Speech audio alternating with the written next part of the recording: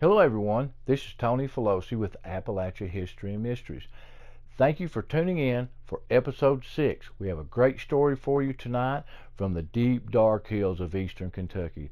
So sit back and enjoy Death Takes a Ride, the Manzo Shepherd story, part 1. On a spring afternoon in April 1942, 3 men climbed into a taxi going to Virginia. Manzo Shepherd, Sherman Clouse, and the newest member of the trio, Howard Hensley. They weren't heading for work or home or family. They were heading for chaos and blood. Shepherd and Clouse, tied by crime and marriage, had been in prison already. Petty theft, stolen cars, but today their plan was darker and much deadlier. Joe Christian was 48, probably a World War I veteran, hardened by the Depression years and a harder mountain life. He wasn't the kind of man that scared easily or ran from trouble, and that's what would cost him his life. As Joe drove the three along the winding road across Black Mountain, all hell broke loose in the back seat. Screaming, cursing, fists flying. Joe pulled the taxi over, thinking he could stop the fight before they tore his car apart. He had no idea the fight was a ruse. Joe steps out of the car, turns and faces the 3 men. His fist lands hard across Manzo's jaw, dropping him into the dirt. For a second it looks like Joe might win, but prison had turned these men into something else. Harder, meaner, merciless. But Joe was outnumbered now, stabbed and getting weaker. Clouse and Hensley pinned Joe's arms. Manzo's rises, spitting blood, pulling a straight razor from his pocket. He steps behind the doomed man. The razor clicks open. On that mountain road, in a matter of seconds, everything changes. Joe Christian fought for his life, but Manzo Shepherd took it with one slash across the throat. Their bloodied hands searched Joe's pockets, a wallet, some bills pulled free. The 3 men dragged his body to the taxi and put him in the back seat. $26.50. That's what Joe Christian's life was worth that day. His body was rolled down the mountainside, left like trash just over the border in Virginia. They thought they'd gotten away with it, but murder has a way of leaving tracks. That was just the beginning, and this is their story. Fresh off a murder with blood still on their hands and cash in their pockets, Manzo Shepherd and company did the obvious thing. They wanted to party, but first they had to wipe the victim's blood off the money.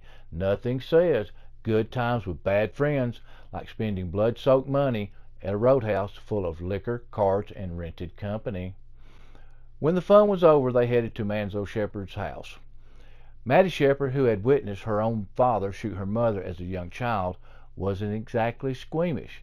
She didn't blink an eye when her son showed up with his friends, covered in blood. "Change your clothes, boys," she told them, and then burned the bloody clothes herself and helped dispose of Joe Christian's taxi.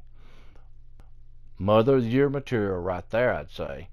Of course, their criminal brilliance really shone through when, after being questioned and released for lack of evidence, the gang decided not to skip town or keep a low profile, but to steal another car, not a block from the sheriff's office, pick up four women, load up on booze, and go joyriding through Virginia.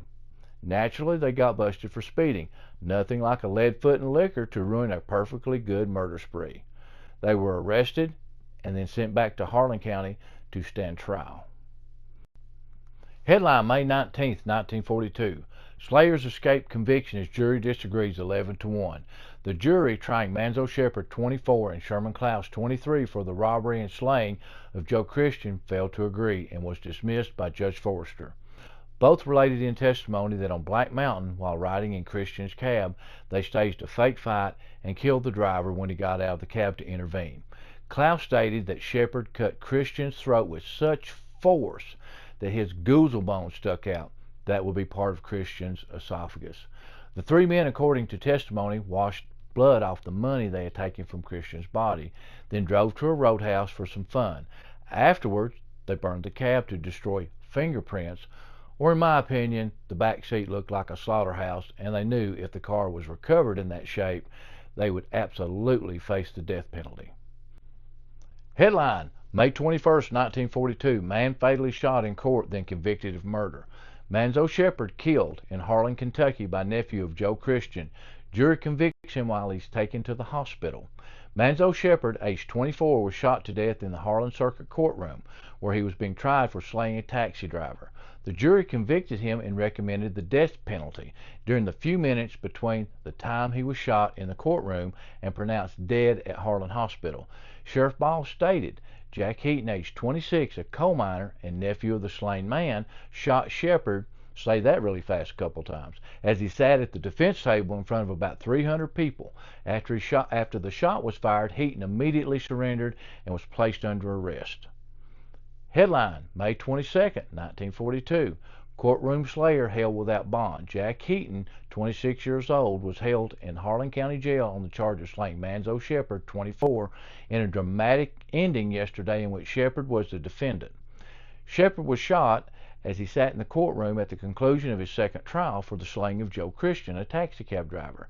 A single .32 caliber pistol bullet entered through the back of his skull but did not exit the skull. It came to rest, making a small bulge just under the skin on Shepherd's forehead. Headline, October 17, 1942. Two Harlan slayers get life sentences. Howard Hensley and Sherman Clouse guilty in death of Harlan taxi driver. Harlan, Kentucky. Life sentences were imposed on Howard Hensley and Sherman Clouse for the robbery and slaying last spring of Joe Christian. Judge James S. Forrester sentenced Clouse this morning after a plea deal was reached. Hensley was convicted and sentenced yesterday by a Letcher County jury brought into Harlan County. Headline, February 9, 1943. Harlan Circuit jury acquits Jack Heaton. A jury late today acquitted Jack Heaton on murder charges in connection with the fatal shooting of Manzo Shepherd. Heaton took the witness stand earlier today and pleaded temporary insanity. Heaton told the jury that the last thing that he remembered during the trial was seeing Shepherd laughing at his distraught mother. All charges against Heaton were dismissed. Not the hero. Sometimes things are not what they seem. Did the jury that released Jack Heaton help with mountain justice, or did they turn something as bad or worse as Manzo Shepherd loose on society? Headline, November 7, 1943. Police seek Harlan man.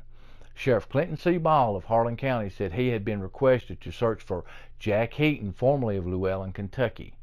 Heaton is sought by the Baltimore, Maryland police for questioning about the death of Mrs. Heaton, who was found beaten to death in a Baltimore hotel October 27th. Heaton had won an acquittal on a murder charge in February of this year in the shooting of Manzo Shepherd while he was on trial. Headline, November 11th. New Orleans, Louisiana. FBI agent R.A. Guerin announced today that Jack Heaton Jr. was being held for questioning in connection with the strangling and beating death of his wife, Glenna Faye Paul Heaton. Mrs. Heaton was apparently strangled and beaten to death with a slipper heel in their hotel room on October 27th in Baltimore, Maryland. Headline, November 12th, 1943. State's attorney will ask grand jury to indict John Arthur Heaton.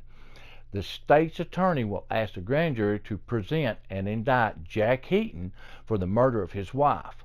The crime happened October 27th at the Plaza Hotel in Baltimore, Maryland. Headline, December 17th, 1943. 2-year sentence given to Heaton. Jack Heaton Jr., age 28, was sentenced to 2 years in the House of Corrections. Heaton pleaded guilty to manslaughter in the killing of his wife October 27th at the Plaza Hotel. Glenna Faye Heaton was found nude, strangled, and beaten to death with a high-heel shoe. Practically all her hair had been pulled out. The defendant was charged with murder, but the state accepted the plea of manslaughter. Testimony referred to a number of drinking parties and to his wife's alleged indiscretions. How convenient. Heaton said he must have struck his wife, but he didn't remember a thing. Well, looks like Lion Jack had another temporary insanity moment. Gee, Judge, I know I choked her, beat her, and pulled most of her hair out, and made her run for it all the way to Louisiana, but it's a little fuzzy. I never would hurt another human being out of anger or revenge. Just ask Manzo. Folks, I don't know about you, but I see a pattern starting here. Jack Heaton was a murderer. Plain and simple. Guys, thank you for tuning in and watching this episode of Appalachia History and Mysteries. Watch for part 2 next time the real heroes of this tragic story. It's going to blow your mind. But please, if you could, it helps us greatly if you could like, subscribe, and share. So until next time, this is Tony Filosi, and we truly appreciate you. Thanks.